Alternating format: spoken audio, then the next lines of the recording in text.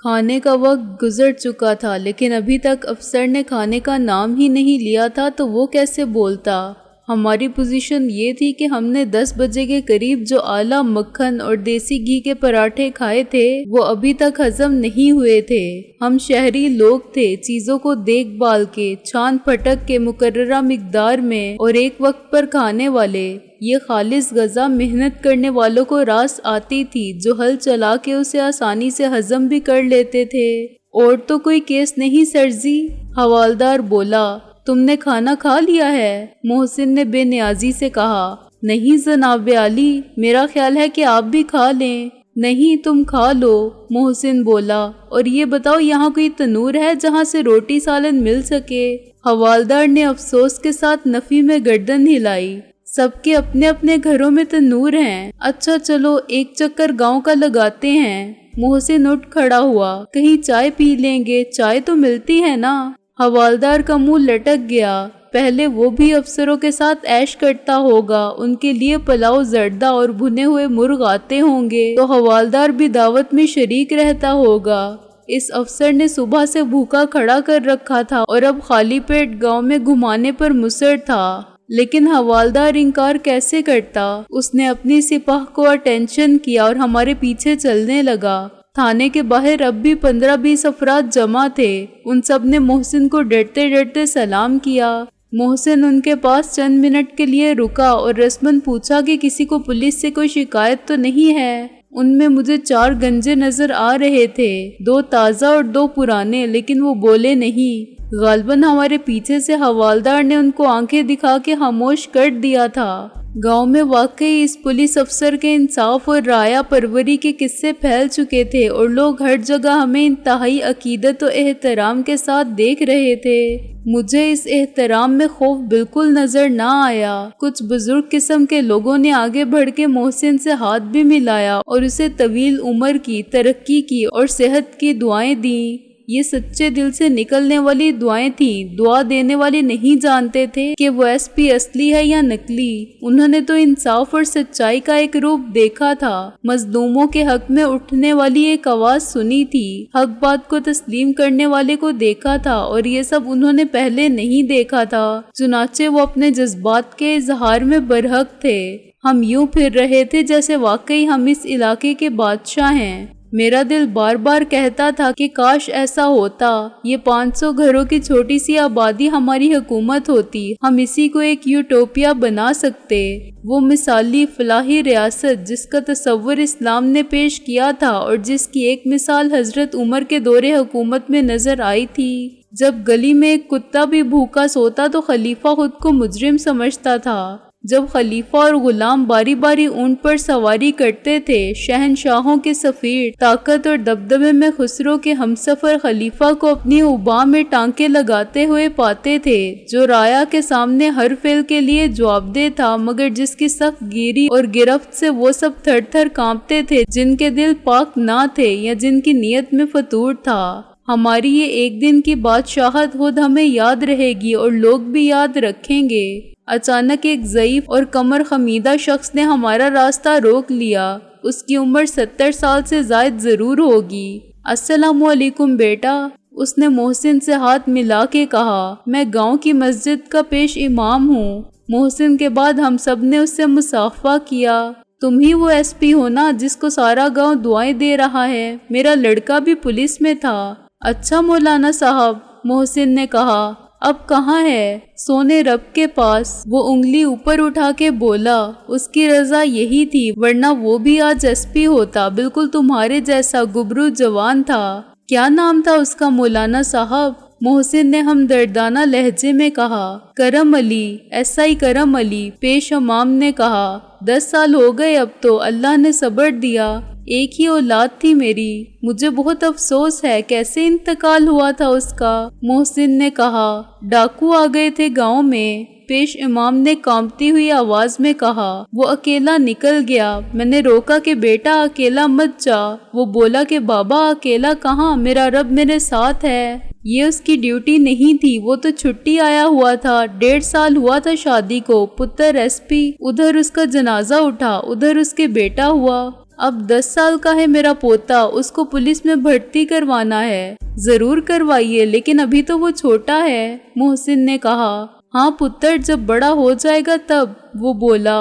میں نے تو اسی دن اپنی بہو سے کہا تھا کہ نیک بخت رو مت، اللہ نے امتحان لیا ہے ہمارے صبر کا، بیٹا لیا ہے تو پوتا دیا ہے، وہ سب انسپیکٹر تھا تو یہ اس سے بھی بڑا افسر بنے گا، باپ سے آگے جائے گا۔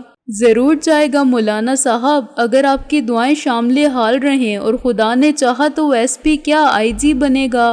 محسن نے اس جذباتی بوڑھے کو تسلی دی۔ اس کی بات نے ہم سب کو افسردہ کر دیا تھا۔ جب ہم نے اجازت مانگی تو وہ اڑ گیا۔ میں اتنی دیر سے آخر کس لیے کھڑا ہوا تھا؟ وہ بولا۔ میں تو خود آتا، مگر میں ایک سب انسپیکٹر کا باپ ہوں جو شہید ہو چکا ہے۔ میں نے سوچا کہ تم کو چل کر میرے پاس آنا چاہیے، اور دیکھو تم آ گئے۔ اب میرے گھر سے کچھ کھائے بغیر نہیں جا سکتے۔ چائے لسی پیو پھر جاؤ، اس نے ہمیں حکم دیتے ہوئے کہا۔ پیش امام کچھ عمر کے باعث اور کچھ اپنی زندگی کے اس المناک حادثے کی وجہ سے تھوڑا سا خپتی ہو گیا تھا۔ چائے لسی تو ہم نہیں پیئیں گے مولانا صاحب، محسن نے کہا۔ پیو گے کیسے نہیں؟ وہ گرم ہونے لگا۔ میرا مطلب تھا کہ ہمیں بھوک لگی ہے، روٹی مل جائے گی، محسن نے کہا۔ اوئے پتر ایس پی، روٹی کیوں نہیں ملے گی؟ گھر میں روٹی نہیں ملے گی تو پھر کہاں ملے گی؟ وہ محسن کو بازو پکڑ کے کھینچنے لگا۔ میں نے حوالدار کی طرف دیکھا، اس کی صورت پر 12 بج گئے تھے۔ یہ بڈھا تو پاگل ہے جناب، وہ مجھ سے مخاطب ہوا۔ جب سے اس کا بیٹا مرا ہے، تم کو شرم نہیں آتی؟ میں نے اونچی آواز میں کہا۔ جس کے پیچھے نماز پڑھتے ہو اسے پاگل کہتے ہو، ساری زندگی جھک مار کے تم حوالدار بنے۔ اس کا بیٹا 10 سال پہلے ایسا ہی تھا، اور وہ شہید بیٹا تھا۔ غلطی ہو گئی سرزی، حوالدار نے حلق کی تلخی کو تھوک سے نگل لیا، کیونکہ محسن نے بھی اسے خونہ شام نظروں سے گھورا تھا۔ پیش امام کا کچا گھر مسجد سے متصل 2 نیم تاریک کمروں پر مشتمل تھا۔ ایک میں ہم کو بٹھایا گیا، فرش پر چٹائی پڑی ہوئی تھی۔ ہم نے ہاتھ دھو کر بسم اللہ پڑھی اور کھانے لگے۔ اندر سے پیش امام کی بہو گرم گرم روٹیاں ارسال کرتی رہی، اس کے ساتھ گڑ تھا، دیسی گھی تھا اور پیاز تھی۔ حوالدار کے حلق میں نوالا پھنس رہا تھا، اور اس کو دن بھر کے فاقے کے بعد سوکھی روٹی اور پیاز کھانا پڑ رہی تھی۔ اس کی مجبوری قابل دید تھی۔ افسر کو وہ دل ہی دل میں 1000 گالیاں دے رہا ہوگا کہ کیسے کیسے کمینے لوگ ایس پی ہو گئے ہیں، جن میں کوئی بات افسروں والی ہے ہی نہیں، مگر وہ سب کا ساتھ بھی دے رہا تھا۔ معلوم نہیں یہ ماحول کی جذباتی فضا کا اثر تھا یا چلنے سے ہمیں بھوک لگی تھی کہ ہم نے اس کھانے میں جتنا مزہ پایا وہ آج بھی یاد ہے۔ ہمارے واپس ہونے تک پورے گاؤں کے ہر فرد کی زبان پر یہ بات تھی کہ ایس پی نے پیش امام کے گھر میں زمین پر بیٹھ کر سوکھی روٹی گڑ اور پیاز کے ساتھ کھائی۔ اسی شہرت کا نتیجہ تھا کہ رات کو ہم گلابو اور میراسی کے نکاح کی تقریب میں پہنچے تو وہاں گاؤں کا بچہ بچہ موجود تھا۔ عورتیں محسن کو ایسے دیکھ رہی تھیں جیسے وہ آدمی نہیں فرشتہ ہے جو ابھی پڑ لگا کے اڑ جائے گا۔ ہر شخص اس سے ہاتھ ملانے کا مشتاق تھا، کیونکہ ان کے دلوں سے ڈر نکل گیا تھا اور اس کی جگہ عزت و احترام کے جذبات نے لے لی تھی۔ وہ محسن سے ہاتھ ملا کے بھی خوشی محسوس کرتے تھے۔ جتنی دعائیں محسن نے اس ایک دن میں لیں، اتنی شاید ہم سب نے ساری عمر میں اکٹھی نہیں کی ہوں گی۔ شادی کی دعوت کا سارا انتظام نمبردار نے کیا تھا۔ پٹواری اور دوسرے معززین بھی اب اپنے نمبر بنانے میں پیش تھے، اور غالباً یہ گاؤں کی تاریخی شادی تھی۔ عام حالات میں یہ معززین کسی میراثی اور ایک بدنام عورت کی شادی کا دعوت نامہ لے کر آنے والے کو بھی بے عزت کر کے بھگا دیتے۔ شادی میں ایک بار پھر حاکم و محکوم کی تفریق رکھی گئی تھی۔ ایس پی کے لیے اور معززین کے لیے الگ بیٹھنے کا انتظام ہو رہا تھا، مگر میں نے خاموشی سے نمبردار کو سمجھا دیا کہ وہ ایسا نہ کرے۔ ایس پی عام لوگوں میں بیٹھ جائے گا تو اسے مایوسی ہوگی۔ ہم رات 8 بجے لوٹ آئے۔ مجھے کوئی شک نہیں تھا کہ یہ شادی کامیاب رہے گی۔ اس کی ذمہ داری گاؤں کے بڑوں نے لے لی تھی، اور خود گلابوں نے جو وعدہ کیا تھا وہ جھوٹا نہیں تھا۔ اس کے دل کا سچ خود الفاظ میں ڈھل کے زبان تک آ گیا تھا اور گلابوں کا لہجہ اس کی نیت کے صداقت کا گواہ ہو گیا تھا۔ میراثی بہت خوش تھا، وہ سوچ بھی نہیں سکتا تھا کہ اسے خدا بیک وقت اتنی بہت سی خوشیاں عطا کر دے گا، اسے اپنی محبت مل جائے گی، شادی کے انتظامات خود بخود ہو جائیں گے۔ اس کی شادی میں نمبردار، پٹواری اور گاؤں والے ہی نہیں، ایک ایس پی بنفس نفیس شریک ہوگا جو اسے اسلامی میں 500 روپے دے جائے گا۔ آج تو نے کمال کر دیا محسن، میں نے واپسی میں فرانسیسی بولنا شروع کی۔ تیری جگہ میں اس منصب کو اتنی خوش اسلوبی سے نہیں نبھا سکتا تھا۔ معلوم نہیں کیوں اس دھوکہ دہی اور جال سازی میں بھی مجھے سچی خوشی مل رہی ہے۔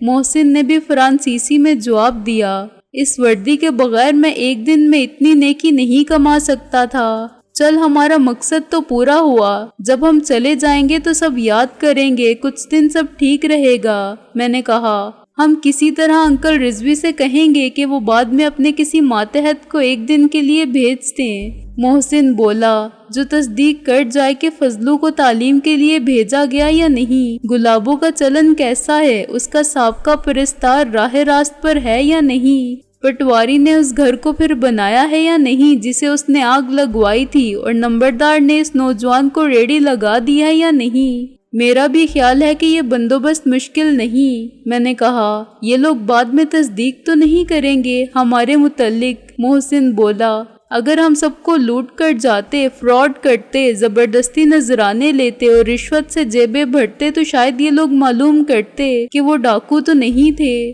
میں نے کہا اب تو سوال ہی پیدا نہیں ہوتا، ہم کچھ دے کر ہی جا رہے ہیں، لے کر جا رہے ہیں تو صرف دعائیں۔ اب اصل کام رات کا ہے جس کے لیے ہم نے تھانہ حاصل کیا تھا اور تھانے داری قائم کی تھی۔ محسن نے کہا ہاں اب سے رات سے تفتیش کرنا ہے۔ میں نے کہا میں نے اس سے ایک وعدہ کیا تھا، اس وعدے کو پورا کرنے کے لیے حالات خود بخود سازگار ہو گئے ہیں۔ حوالدار ہماری گفتگو سے بوکھلایا ہوا تھا، اگر انگریزی ہوتی تو وہ ایک آدھ لفظ یا جملہ ضرور سمجھ لیتا، مگر یہ زبان تو اس کے لیے خیالی زبان تھی۔ وہ پریشان بھی تھا کہ کہیں یہ گفتگو اس کے خلاف تو نہیں ہے۔ ایس پی نے سارے گاؤں کے کیس نمٹا دیے تھے، مگر اس کا کیس باقی تھا۔ وہ خود جانتا تھا کہ اس نے کتنے غلط کام کیے ہیں، چنانچہ اس کے دل کا چور اسے ڈرا رہا تھا کہ یہ افسر بہت باخبر ہے، اسے لوگوں کے ذاتی معاملات تک کا علم ہے، تو یہ کیسے ممکن ہے کہ اسے اپنے عملے کے کرتوتوں کی خبر نہ ہو۔ تھانے پہنچنے کے بعد محسن نے کہا بھائی حوالدار تم تو بہت تھک گئے ہوگے، اس لیے اب تم آرام کرو۔ اور آپ جناب عالی؟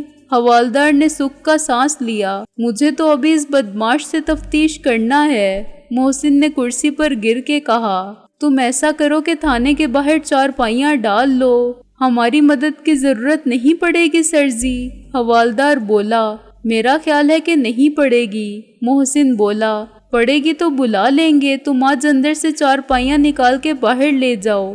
چارپائی کی تو کوئی بات نہیں جناب عالی، وہ بولا آپ کو بھی تو آرام کرنا ہوگا، اس لیے میں نے بستر لگوا دیے ہیں۔ پھر تم لوگ کیا کرو گے؟ محسن بولا ہم بھی منگوا لیں گے کچھ گاؤں سے۔ حوالدار بولا پھر اس نے اپنے ماتحتوں کے ساتھ گارڈ آف آنر پیش کیا اور رخصت ہو گیا۔ تخلیہ ہوتے ہی سارے دن کی اداکاری کی تکان اتارنے کے لیے ہم نے آدھا گھنٹہ لمبے لیٹ کر سگریٹیں پیتے اور سارے دن کے واقعات پر ہنستے گزارا۔ پھر ہم حوالات میں پہنچے جہاں سراج گٹھری بنا پڑا ہوا تھا۔ محسن نے اس کے منہ میں ٹھوسا ہوا کپڑا نکال دیا۔ اب تم گلا پھاڑ کے چلا سکتے ہو اور مدد کے لیے پکار سکتے ہو، باہر تمہارے اپنے قبیلے کے لوگ ہیں، ان پر کوئی اثر نہیں ہوگا، وہ تفتیش کے شور میں زیادہ سکون سے سوتے ہوں گے۔ میں نے کہا اگر ان کو معلوم ہو جاتا کہ تم دھوکے باز ہو؟ سراج نے لمبے لمبے سانس لیتے ہوئے کہا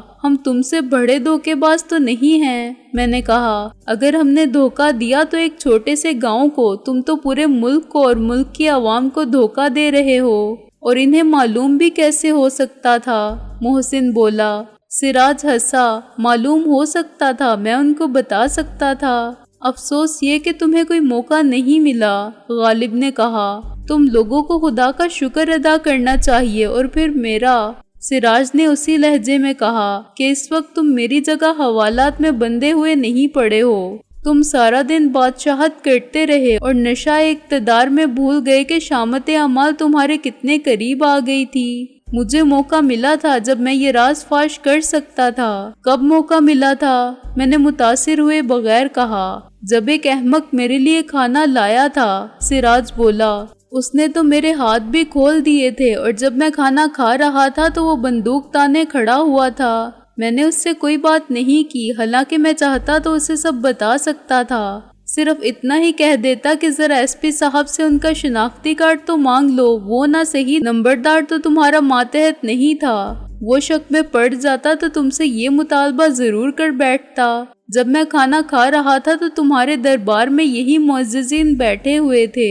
میں نے اور محسن نے ایک دوسرے کی طرف دیکھا۔ کیا واقعی ہم سے اتنی بڑی بھول ہو گئی تھی؟ تم کو کھانا کس نے دیا تھا؟ میرا مطلب ہے کس کی اجازت سے دیا گیا تھا؟ میں نے کہا، مجھے نہیں معلوم، تم تو مجھے بھول گئے تھے، لیکن وہ نہیں بھولے تھے کہ ان کی تحویل میں ایک حوالاتی بھی ہے۔ سراج بولا، پھر تم نے ان سے وہ کیوں نہیں کہا جو تم کہہ سکتے تھے؟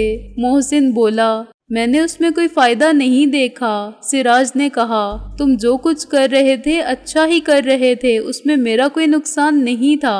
وہ سب مجھے اچھا لگا اور میں نے دخل در معقولات نہیں کیا، لیکن تم جانتے تھے کہ تمہیں نقصان ہوگا۔ میں نے کہا، کیا نقصان ہوگا؟ وہ خلا میں دیکھنے لگا۔ جتنا نقصان ہونا تھا ہو چکا۔ میں نوکری سے غیر حاضر ہوں اور میرے دوبارہ حاضر ہونے کا امکان بھی نہیں۔ مجھے معطل کیا جا چکا ہوگا۔ یہ وردی تمہیں مبارک ہو، مجھے اس کی ضرورت نہیں رہی۔ اب تم صرف میری جان لے سکتے ہو۔ تم جانتے ہو کہ تمہارے لیے جان دینا اتنا آسان بھی نہیں ہوگا جتنا تم سمجھ رہے ہو۔ محسن بولا، میں جانتا ہوں تم مجھے بدترین اذیت دینے کے لیے کتنے بےتاب ہو۔ سراج بولا، تمہیں پہلی بار موقع ملا ہے۔ ہاں، جب تم کو پہلی بار موقع ملا تھا تو تم نے میرے ساتھ کیا سلوک کیا تھا؟ میں نے کہا، مجھے سب ہے یاد ذرا ذرا۔ آج تم میرے مہمان ہو، ایک بالٹی میں نے رکھی ہوئی دیکھ لی تھی، ورنہ میں خاص طور پر منگواتا۔ تم اپنا شوق پورا کر سکتے ہو۔ وہ بولا، اگر صرف معلومات حاصل کرنے کی بات ہے تو میں ویسے ہی سب کچھ بتانے کو تیار ہوں۔ میں تم کو وہاں لے جا سکتا ہوں جہاں رابعہ، کیتھرین اور تمہارے دوست ٹیڈی مل سکتے ہیں۔ ہم اب تم پر اتنی آسانی سے اعتبار نہیں کریں گے سراج۔ ایک موقع تم کو پہلے بھی دیا گیا تھا۔ میں نے کہا، وہ موقع تقدیر نے دیا تھا، لیکن میں اس سے فائدہ نہ اٹھا سکا۔ تقدیر بار بار موقع فراہم نہیں کرتی، اور اب تو میرا اعتقاد نہ تقدیر پہ رہا ہے نہ تدبیر پہ۔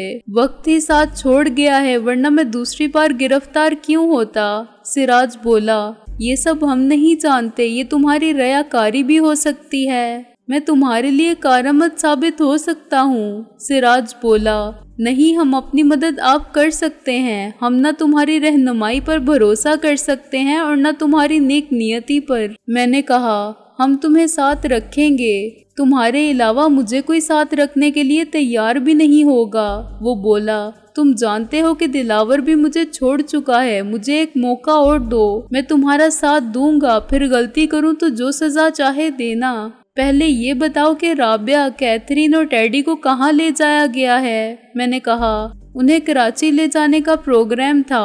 وہ بولا، کیسے؟ یہ تو ہمیں بھی معلوم ہے کہ ان کو کریٹ میں بند کر کے کراچی پہنچایا جائے گا۔ میں نے کہا، یہ کریٹ کراچی تک کیسے جائیں گے؟ سڑک کے ذریعے، سامان لے جانے والے ٹریلرز میں۔ وہ بولا، اور یہ ٹریلرز کہاں سے روانہ ہوں گے؟ محسن بولا، یہ مجھے نہیں معلوم۔ وہ بولا، دلاور یہ باتیں مجھے نہیں بتاتا تھا، مگر تم ہمیں بتاؤ گے۔ میں نے کہا، تھانے میں تفتیش کا سب اسباب مہیا تھا۔ پہلے 1 گھنٹے میں غالب نے اور میں نے تفتیش کی۔ ہمارا سوال ایک ہی تھا کہ ٹریلرز کہاں سے روانہ ہوں گے اور کب روانہ ہوں گے۔ میں نے اس کے جسم سے لباس الگ کر دیا اور غالب کی مدد سے اس کو کھڑکی کی سلاخوں کے ساتھ باندھ دیا۔ پھر میں نے چمڑے کی بیلٹ اٹھا لی۔ اس کی آواز بند رکھنے کے لیے ہم نے اس کے منہ میں پھر کپڑا ٹھونس دیا۔ بیلٹ کے ہر وار پر وہ بل کھاتا رہا اور تڑپتا رہا۔ آہستہ آہستہ اس کے سارے جسم پر نیل کے سانپ سے نمودار ہو گئے۔ جب میں تھک گیا تو میں نے اسے ایک موقع دیا، لیکن وہ ایک ہی بات پر اڑا رہا۔ مجھے نہیں معلوم۔ محسن نے اور غالب نے مزید 1 گھنٹہ محنت کی، مگر اس سے کچھ نہ اگلوا سکے۔ وہ نیم بے ہوش تھا اور اس کے جسم کی کھال جگہ جگہ سے پھٹ گئی تھی۔ بالآخر میں نے محسن سے کہا کہ وہ بالٹی اٹھا لائے۔ میں نے اسے ایک کرسی پر بٹھا کے مضبوطی سے باندھ دیا اور بالٹی اس کے سر پر الٹی کر کے رکھ دی۔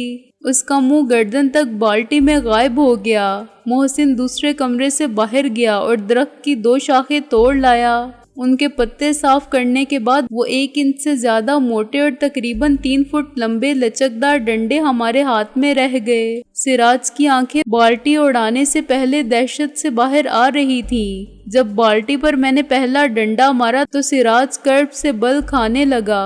دوسری طرف سے محسن نے بالٹی پر وار کیا۔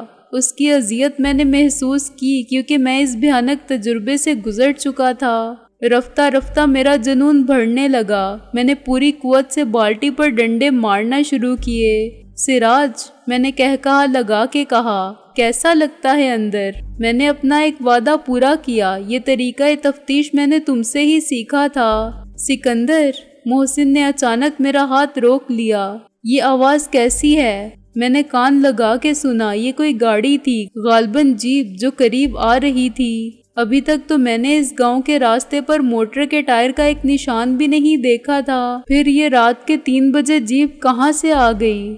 باہر خوب اندھیرا تھا لیکن میں دور سے آنے والی گاڑی کے ہیڈ لائٹس کو روشنی کی 2 متحرک اور متوازی لکیروں کی طرح آگے بڑھتا دیکھ سکتا تھا۔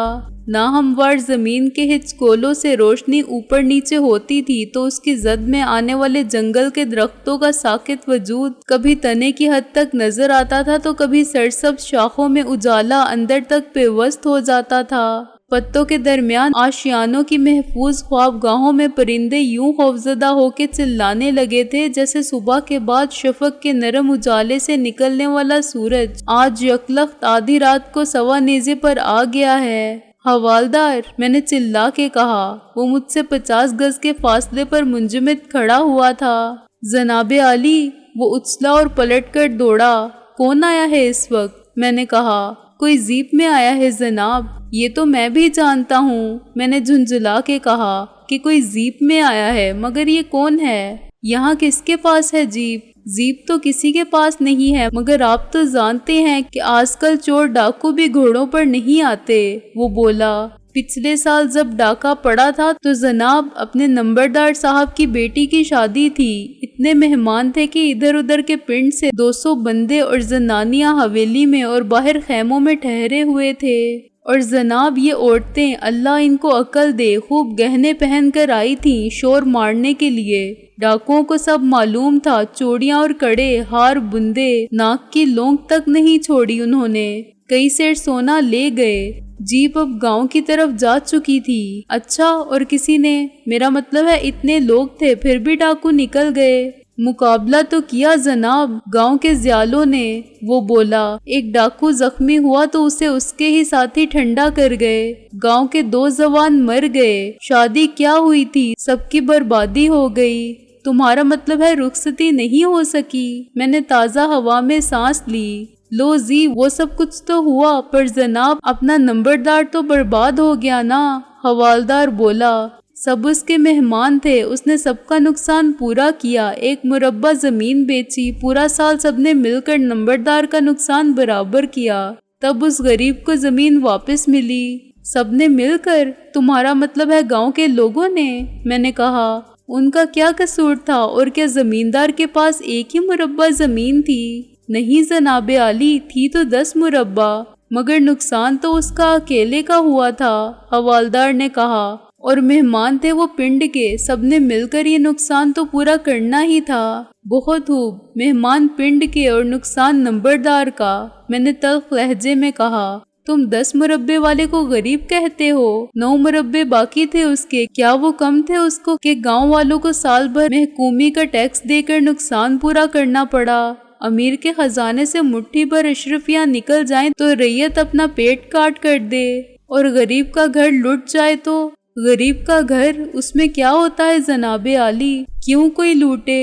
حوالدار میری جذباتی موشگافی پر دم بخود رہ گیا۔ کیا آج بھی کوئی شادی ہے؟ میں نے لاجواب ہو کے کہا۔ ابھی تو نہیں، ابھی 2 ہفتے ہیں، وہ سوچ کر بولا۔ یہ ڈاکو نہیں ہوں گے سر جی، کسی کے مہمان آئے ہوں گے یا کوئی بیمار ہوگا تو شہر سے ڈاکٹر کو لایا گیا ہوگا۔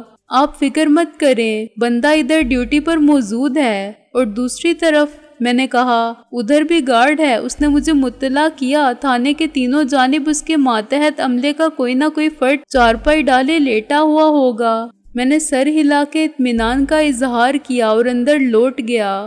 جتنی دیر میں باہر کھڑا رہا تھا میں نے محسوس کیا تھا کہ اندر ہونے والا تفتیش کا شور جتنا بند کمرے میں سنائی دیتا ہے اتنا باہر نہیں پہنچتا تھا۔ غالب نے غالباً اس تفتیش کے دوران اپنی موجودگی کو مزید ضروری نہیں سمجھا تھا اور وہ حوالات کے باہر پڑی ہوئی ایک لمبی میز پر دراز ہو کر دنیا و ما فہمہ سے بے خبر ہو چکا تھا۔ محسن اکیلا ہی سراج کی فولادی ٹوپی کو بجا رہا تھا اور اس کام میں بڑے ذوق و شوق کا مظاہرہ کر رہا تھا۔ مجھے اندازہ تھا کہ اندر سراج کی حالت کیا ہوگی۔ بات پرانی تھی مگر اس کی اذیت کا احساس تازہ لگتا تھا۔ سراج کی قوت برداشت جواب دے چکی تھی، وہ اب چیخ رہا تھا اور اچھل رہا تھا، کرب سے بلبلا رہا تھا، خدا اور رسول کے واسطے دے رہا تھا۔ مجھے معاف کر دو، میں مر جاؤں گا، مجھے بخش دو، مجھے کچھ نہیں معلوم، خدا کی قسم۔ الفاظ اس کے حلق سے کراہ بن کے نکل رہے تھے۔ میں نے اس کے سر سے بالٹی ہٹا دی۔ کیوں بھائی اپنے ایس پی صاحب، میں نے سراج کے لہجے اور آواز میں کہا، کیسے ہیں مزاج عالی؟ سکندر میں نے بہت ظلم کیا تھا۔ وہ ہاتھ جوڑنے لگا مگر اس کے ہاتھ کانپ رہے تھے۔ وہ خود ایسے لرز رہا تھا جیسے اسے سخت جاڑا لگ رہا ہو، وہ بری طرح کانپ رہا تھا۔ ظلم نہیں بھائی، یہ تفتیش ہے، تمہارا ہی طریقہ ہے۔ میں نے کہا مجھ پر تمہارا بہت قرض ہے، سب ایک رات میں تو ادا نہیں ہوگا، پھر بھی جتنا ممکن ہوا ضرور لوٹائیں گے، ابھی بہت رات باقی ہے۔ تفتیش کا یہ عمل یقیناً صبح تک جاری رہتا، لیکن اچانک گاؤں کی طرف سے گولیاں چلنے کی آوازیں آئیں۔ پہلے ایک فائر ہوا اور کسی عورت نے ہذیانی انداز میں چلانا شروع کیا۔ رات کی خاموشی کے باعث اس کے رونے پیٹنے کی آواز سنائی دے رہی تھی۔ میں اور محسن ایک ساتھ اٹھے اور باہر آ گئے۔ غالباً یہ ڈاکو ہیں، میں نے تشویش سے کہا۔ مجھے ابھی حوالدار نے بتایا تھا کہ کبھی کبھار وہ ادھر بھی چکر لگانے آ جاتے ہیں کسی خاص موقع پر، مثلاً کسی شادی پر، جب انہیں عورتوں کے زیورات ہاتھ لگتے ہیں۔ اگر یہ ڈاکو ہیں تو ہمیں کیا؟